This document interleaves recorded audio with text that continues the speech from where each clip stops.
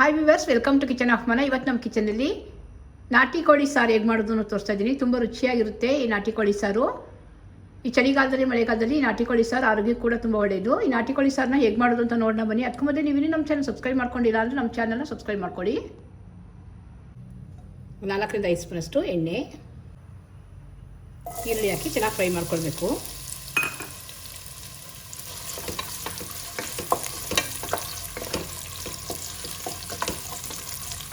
ಈರುಳ್ಳಿ ಎಲ್ಲ ಚೆನ್ನಾಗಿ ಫ್ರೈ ಆಗಿದೆ.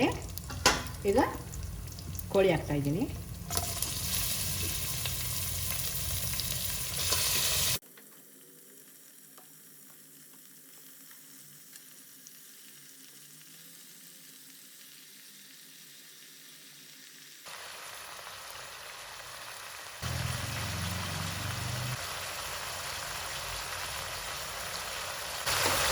ಉಪ್ಪು ಮತ್ತು ಅರಿಶಿಣ ಹಾಕ್ಕೊಂಡು ಕೋಳಿನ ಚೆನ್ನಾಗಿ ಹುರ್ಕೊಳ್ಬೇಕು.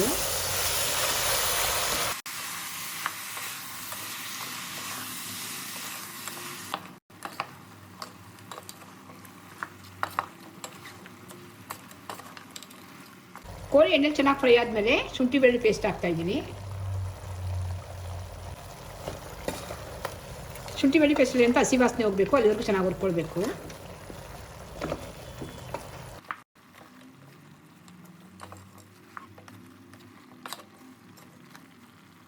ಈ ನಾಟಿ ಕೋಳಿ ಸಾರು ಮಸಾಲೆಗೆ ನಾನು ತೆಂಗಿನಕಾಯಿ ತೊಗೊಂಡಿದ್ದೀನಿ ರುಬ್ಕೊಳ್ಳೋಕ್ಕೆ.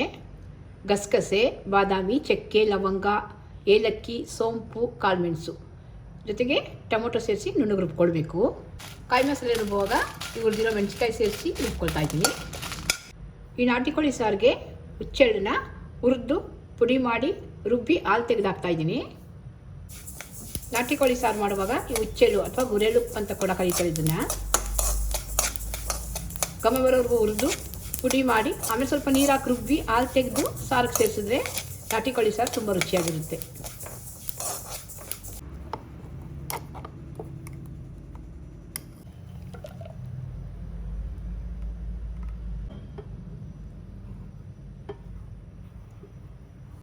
ಹುಚ್ಚೆಳ್ಳು ಅಥವಾ ಗುರೆಳ್ಳನ್ನ ಈ ಥರ ಹುರಿದು ಪುಡಿ ಮಾಡಿ ರುಬ್ಬಿ ಹಾಲು ತೆಗೆದಿದ್ದೀನಿ. ಚಳಿಗಾಲ ಮಳೆಗಾಲದಲ್ಲಿ ಈ ಥರ ಹುಚ್ಚೆಳ್ಳು ರಸ ಸೇರಿಸಿ ಮಾಡಿರೋಂಥ ನಾಟಿ ಕೋಳಿ ಸಾರು ತುಂಬ ರುಚಿಯಾಗಿರುತ್ತೆ, ಆರೋಗ್ಯಕ್ಕೆ ಕೂಡ ತುಂಬ ಒಳ್ಳೆಯದು. ಶುಂಠಿ ಬೆಳ್ಳುಳ್ಳಿ ಪೇಸ್ಟ್ ಅಂತ ಹಸಿ ವಾಸನೆ ಎಲ್ಲ ಹೋಗಿದೆ. ಈಗ ರುಬ್ಬಿರೋಂಥ ಮಸಾಲ ಹಾಕ್ತಾಯಿದ್ದೀನಿ.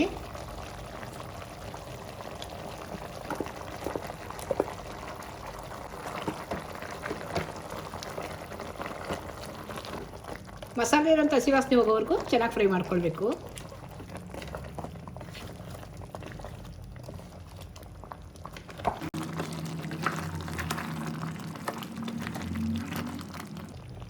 ಮಸಾಲೆ ಹಸಿ ವಾಸನೆ ಹೋದ್ಮೇಲೆ ಸಾರಿಗೆ ಎಷ್ಟು ಬೇಕೋ ಅಷ್ಟು ನೀರು ಹಾಕ್ತಾಯಿದ್ದೀನಿ.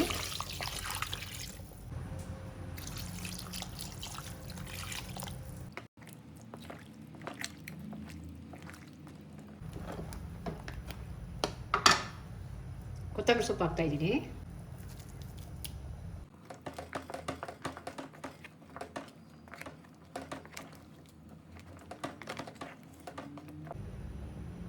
ರುಚಿಗೆ ತಕ್ಕಷ್ಟು ಉಪ್ಪು. ಕೋಳಿ ಉರಿಯಾಗಿ ಉಪ್ಪು ಹಾಕಿದ್ದೀನಿ ನಾನು. ಸಾರು ಮಾಡ್ಕೊಂಡು ಈಗ ಉಪ್ಪು ಹಾಕಿದ್ದೀನಿ. ಚೆನ್ನಾಗಿ ಒಂದ್ಸಲ ಮಿಕ್ಸ್ ಮಾಡಿ ಈಗ ಕುಕ್ಕರ್ ಕ್ಲೋಸ್ ಮಾಡಿ ಒಂದು 5ರಿಂದ 6 ವಿಸಲ್ ತೆಗಿಬೇಕು. ಇಲ್ಲಾಂದರೆ ಹಾಗೆ ಕೂಡ ಬೇಯಿಸ್ಕೊಳ್ಬೋದು. ಒಂದು 20 ನಿಮಿಷದ ಕಾಲ ಹೈ ಫ್ಲೇಮಲ್ಲಿ ಬೇಯಿಸಿದ್ರೆ ಕೋಳಿ ಚೆನ್ನಾಗಿ ಬೇಯಿಕೊಳ್ಳುತ್ತೆ.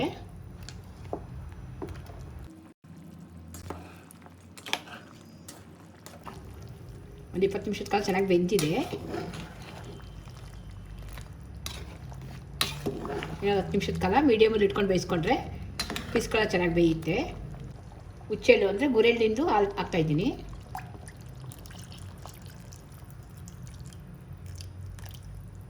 ನಾಟಿ ಕೋಳಿ ಸಾರಿಗೆ ಯಾವಾಗಲೂ ಹುಚ್ಚೆಳ್ಳು ಅಥವಾ ಗುರೆಳ್ಳಿನ ಹಾಲು ಹಾಕಿದ್ರೆ ತುಂಬ ರುಚಿಯಾಗಿರುತ್ತೆ, ಆರೋಗ್ಯಕ್ಕೂ ಕೂಡ ತುಂಬ ಒಳ್ಳೆಯದು.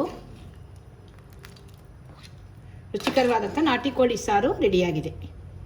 ನೀವು ಕೂಡ ಇದರಲ್ಲಿ ಸರಿ ಟ್ರೈ ಮಾಡಿ ನೋಡಿ. ವಿಡಿಯೋ ನಿಮ್ಗೆ ಇಷ್ಟ ಆದರೆ ನಮ್ಮ ಚಾನಲ್ ಸಬ್ಸ್ಕ್ರೈಬ್ ಮಾಡಿ, ನಮ್ಮ ವಿಡಿಯೋ ಲೈಕ್ ಮಾಡಿ, ಶೇರ್ ಮಾಡಿ. Thanks for watching.